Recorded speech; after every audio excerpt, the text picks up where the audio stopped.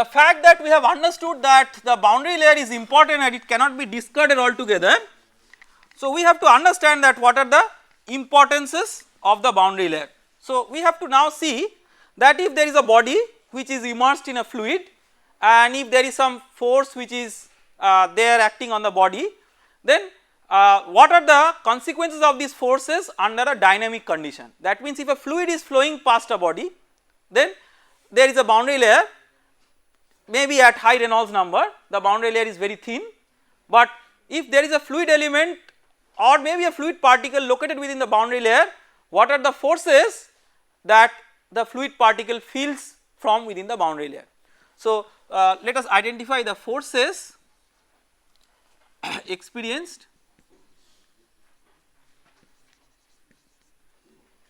by a fluid particle located within the boundary layer.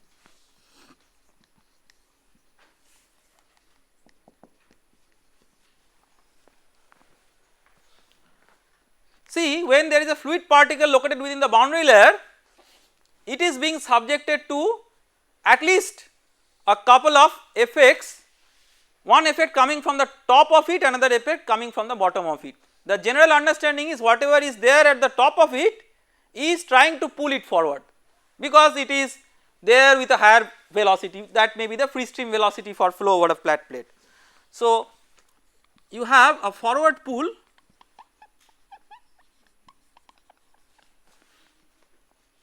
of the outer stream.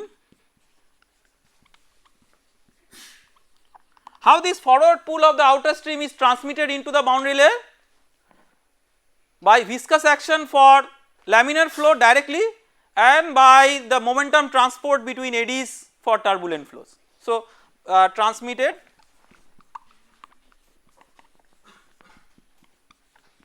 into the boundary layer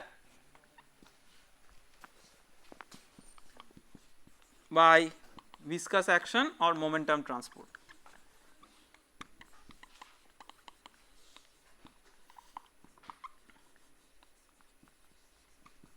Okay. Then obviously there is a wall at the bottom which tries to slow it down. So, slowing down effect by the wall shear stress, that is also one of the forcing parameters.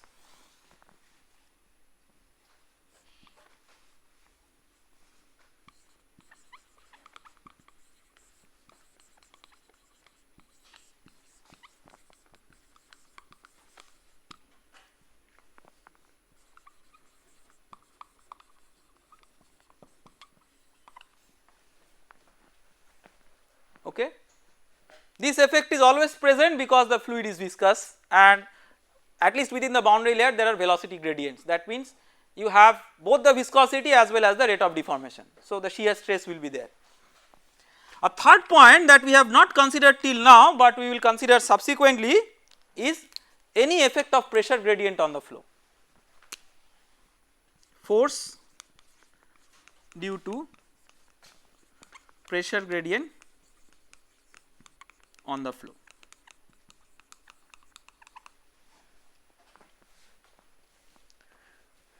When we considered flow over a flat plate, the first two situations were still working. You had the outer stream trying to pull the thing forward because it is moving with a higher velocity, the wall is trying to slow it down.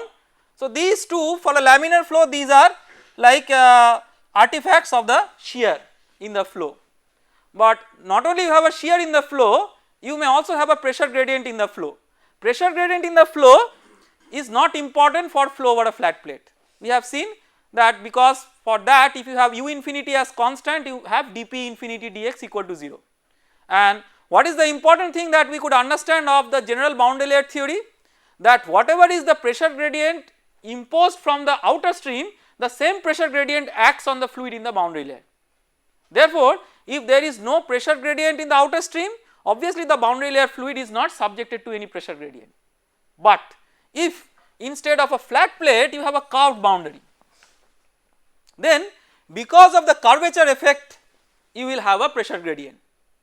Why because of a curvature effect you will have a pressure gradient? We will come into the theoretical aspect of it, but as engineers we must understand the basic physics out of it. Let us say you have flow over a body of a circular shape. So think in this way. So consider a fluid which is far away from the boundary. So it is like moving in a free stream like this. Now when you come close to the wall will have some effect, so it cannot move like this. So if you consider extreme streamlines, maybe one located at a very far distance, it is not feeling its effect, so it is moving like this, and the shape of a body is itself a streamline because there is no flow across it. So you have as if a confinement like this, but this is one end of the confinement, this is an outer end of the confinement. So from here to here you see that the area of cross section is gradually decreasing. So it is like a converging cone of a venturimeter, so to say, and here you see that the area of cross section that the flow gets is continuously increasing. So it is like a diffuser, and therefore the pressure gradients acting on these sections are different. In one case it is favorable, in another case it is adverse. In which side it is favorable, left or right? Left side it is favorable. On the other hand, on this side it is adverse. So you can clearly see that the effect of the curvature of the body itself is sort of introducing a pressure gradient, and that pressure gradient must exert some resultant force on the body.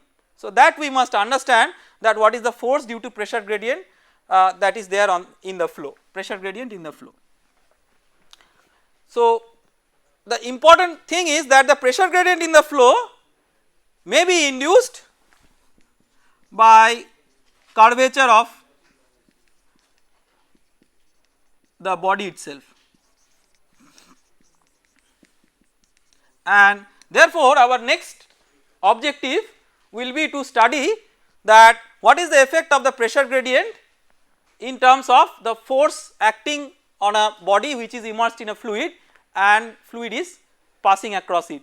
It is very important because almost all engineering objects are not like flat plates, so they have certain curvatures, and there will be effects of pressure gradient starting from engineering objects to say sports balls like tennis balls and cricket balls and so on.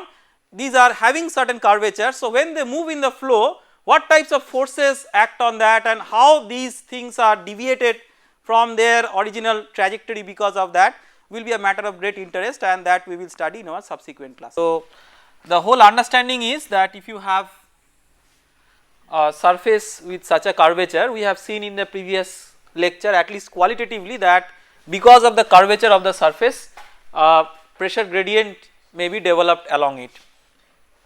Our objective is to have an assessment of the effect of pressure gradient. We have to keep in mind that pressure gradient for an external flow may be induced by such a curvature effect, but for an internal flow when it is say flow in a pipe or a channel, you automatically have a pressure gradient. So there it is not a curvature induced pressure gradient, but a natural consequence of the confinement that is there, and here it is the curvature that is creating the pressure gradient. Now our important objective first will be to see that what is the effect of or what is the demarcating effect of dP dx less than 0 and dP dx greater than 0, and we will look into these cases separately. So when we say x, remember we are talking about a boundary layer coordinate, so this x need not be a rectilinear coordinate x and a rectilinear coordinate y. So let us say that when we are talking about dP dx less than 0, maybe we are talking about any flow in this part, and whenever we are talking about dP dx greater than 0, we are talking about the part in the right hand side. So here you have dP dx less than 0 and here you have dP dx greater than 0. We will try to draw the following profiles, say u versus x,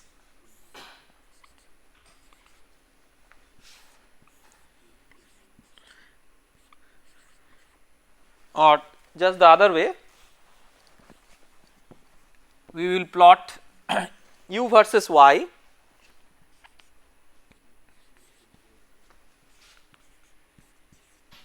del u del y versus y and del 2u del y2 versus y. We will try to make a qualitative sketch of these. Let us first do it for dp dx less than 0.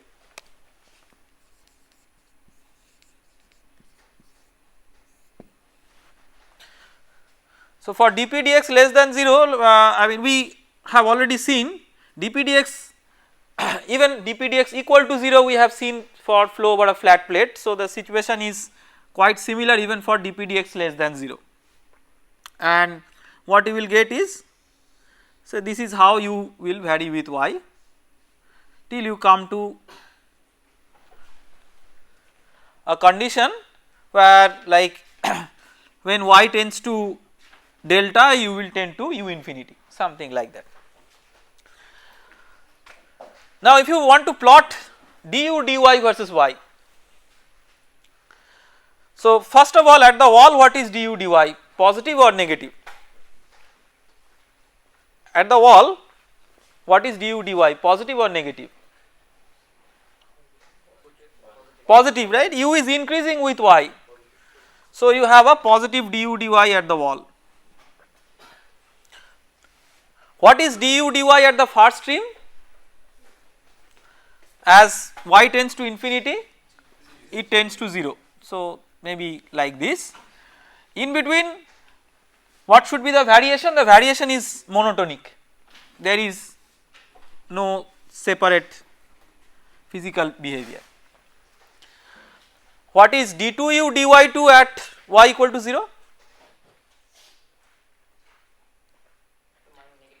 Negative, because du dy is decreasing with y. So, you have a negative d2u dy2 and eventually it will come down to 0 as y tends to delta. So, that is the qualitative picture, and this kind of qualitative picture is general hallmark of a flow with favorable pressure gradient. So, this is favorable pressure gradient.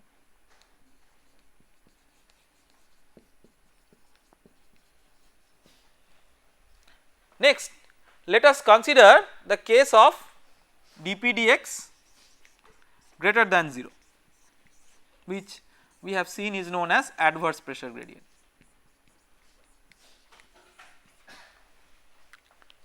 Let us try to make such plots. Velocity profile du dy versus y,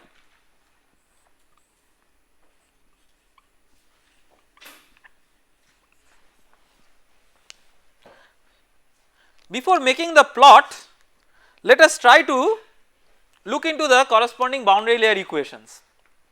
So, the boundary layer equation what you have with pressure gradient, u del u del x plus v del u del y is equal to nu del 2u del y2 minus 1 by rho dp dx, right. Let us see that how we applied this for dp dx less than 0. See, at the wall, let us say we are interested to apply it at the wall. So, when it is at the wall u is 0 by no slip, v is 0 by no penetration.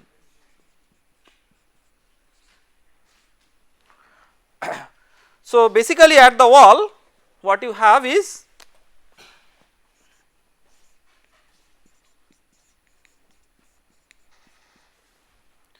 one by rho dp dx, right. So, what we conclude out of this is that when dp dx is negative, this is negative, and that is what we got here. So, this has to be consistent with the governing equation. This we did intuitively from our previous experience in dealing with such cases, but it agrees with the governing equation. When it comes to dp dx greater than 0, for dp dx greater than 0 you must have d2u dy2 at the wall greater than 0, right. So, at the wall let us start with this diagram. So, d2u dy2 is greater than 0 at the wall, right. The next question is that what is d2u dy2 at the far stream, far away, it has to be 0, right. At the very far stream away from the wall there should be no sort of gradient, like u is like u infinity constant. So far away you must have like asymptotically d2u dy2 is 0. The question is then would we have d2u dy2 something like this, maybe something like this, or even could we have it cross the y axis somewhere. There could be many possibilities, that is this is one value at the wall, this is a value at the far stream, far away. Think of a case, could you have in between a point where u is a maximum, you could in between you should have a point where u is a maximum, right. That means u just has attained the maximum and then maybe further its change is very less, typically just outside the boundary layer. So when u is a maximum you have du dy equal to 0, and what is d2u dy2? Negative. So you have its value positive somewhere, its value negative somewhere, because at some point away from the wall you must have u as maximum, and this is a continuous function, so it must cross 0 somewhere, right.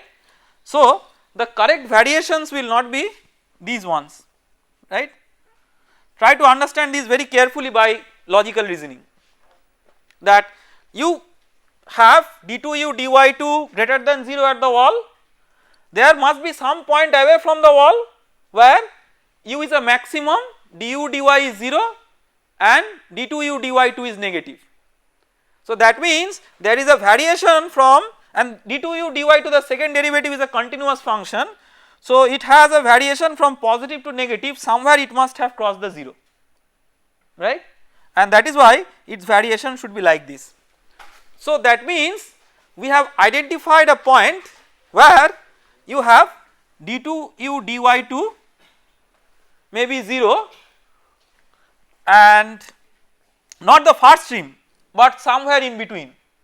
See, the far stream d2u dy2 0 is obvious, this is not something which is obvious, this is not an obvious conclusion.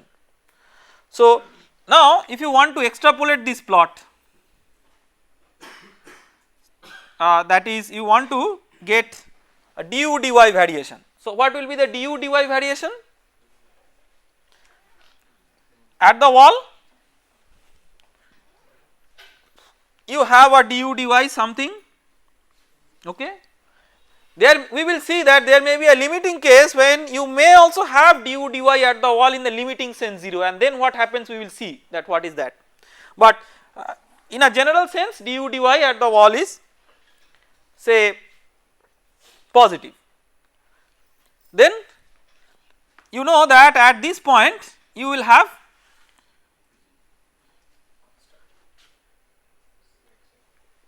du dy as the maximum, that is why d2u dy2 is 0.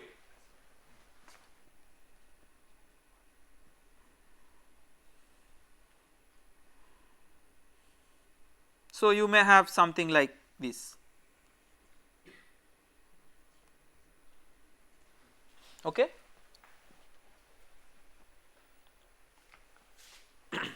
So du dy maximum, therefore d2u dy2 is 0, like that. What happens to the y, u versus y? Just look into u versus y.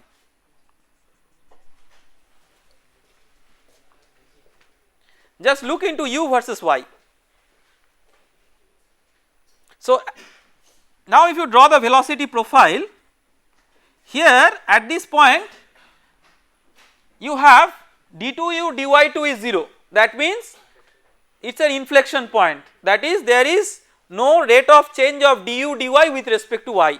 So you may have a curve maybe something of this sort where the curvature changes, but what you have is the slope from by looking from one end is same as the, so at this point if you consider the slope like this and a slope like this.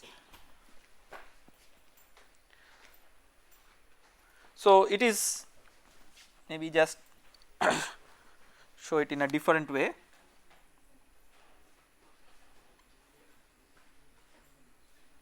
Something like an S say. So where this will come to a limit of course where it will not change any further, but this is a point where no matter we take slope from the bottom part of the curve or the top part of the curve, it is the same. So that point we call as a point of inflection, Pi. So the point of inflection in the velocity profile is one of the hallmarks of the dp dx greater than 0, which is not there for dp dx less than 0. This is the first thing that we are understanding. Okay. Now next thing is that now what happens at the wall. See, when you have a velocity profile of this particular shape, it is highly possible that it comes to a limiting condition when du dy is 0 at the wall. Just you look into this particular form. So if you consider an extreme case of this, an extreme case of this will represent what? An extreme case of this may have a situation when like the velocity profile takes off almost in this way, almost like a vertical takeoff. That means the with change in y u does not change. So du dy with such a shape of velocity profile it is possible, with such a shape it is not possible. So you may have a limiting case when du dy with the adverse pressure gradient, the du dy at the wall may even become 0. See, in a favorable case it started with greater than 0, when it is coming less and less favorable at the wall you may have du dy equal to 0, and then if it continues in that way it may be less than 0, and less than 0 is such a case when actually u will be not in the positive direction but in the negative direction. So reverse flow will occur. To understand that, let us try to draw a schematic, say for flow over maybe a circular shaped object or object with a curvature. So let us say that we have an object like this. So we are interested to draw velocity profiles at different locations, at different radial locations.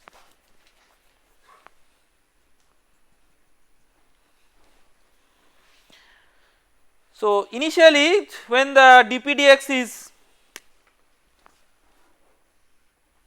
less than 0, you see that it is a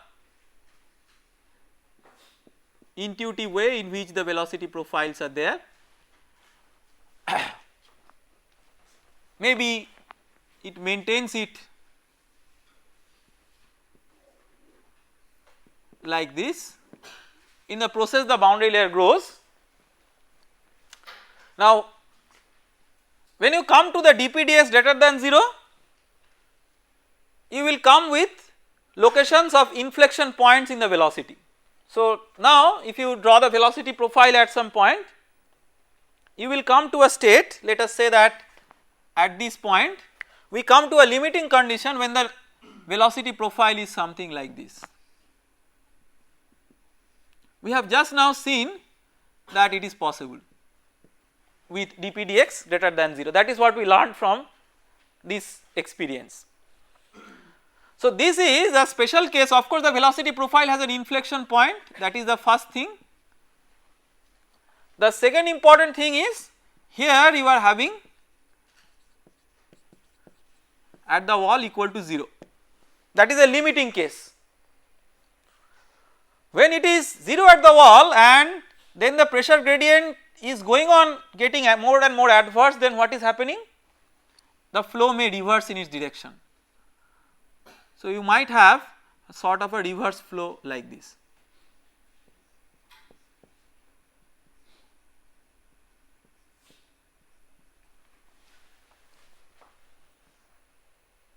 In this way you may get points. So, if you have a reverse flow, we will see physically that why such a reverse flow is occurring, but if you come to a location, let us say this point represents what? This point represents a location where the velocity is 0.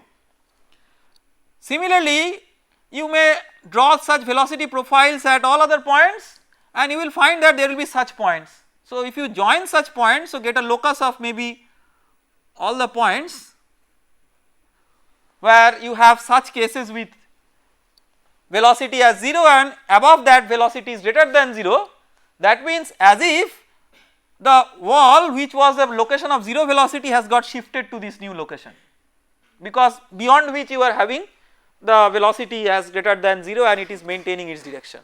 And here what is happening here? What is happening is a local backflow, that is a loss, so to say, because it does not contribute to the main energy of the flow.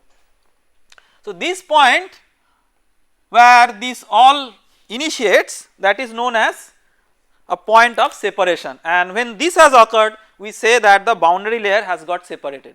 So, you no more have a monotonous growth of the boundary layer beyond this point, and the name of this point is the point of separation. So, we call this as S. So, this is separation point.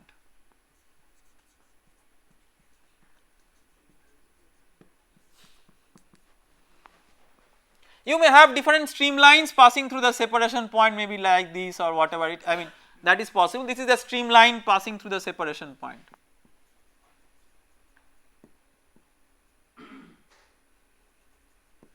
Just as an example.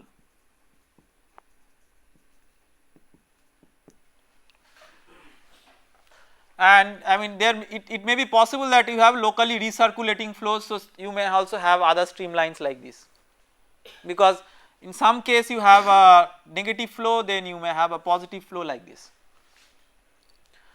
So, the question or the emphasis is not really that how should the streamlines look there, the big emphasis is that from the till the point S, the boundary layer did grow as we expected and as we discussed, maybe like for flow over a flat plate. Flow over a flat plate is what is a special case. What is the special case? dp dx equal to 0. So, when dp dx equal to 0, for flow over a flat plate, where lies the point of inflection?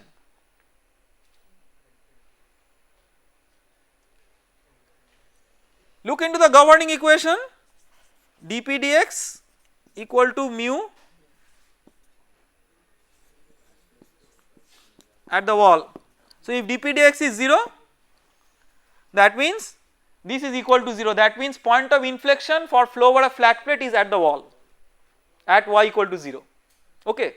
So, that case is a limiting case, it is safe from such a phenomenon, because if you do not have a point of inflection within the flow domain, this type of limiting situation does not occur, where you might have the velocity gradient 0 at the wall. So, when you have the velocity gradient 0 at the wall, from the point S, what we have come to a conclusion that the boundary layer separation has taken place.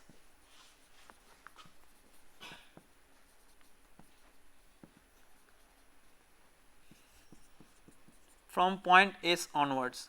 That means because of this type of reverse flow, the boundary layer is not monotonically growing as it was doing earlier, and as if it has got detached from the wall, as if the new boundary that now represents the growth of whatever apparent growth of boundary layer is this one, is the new one.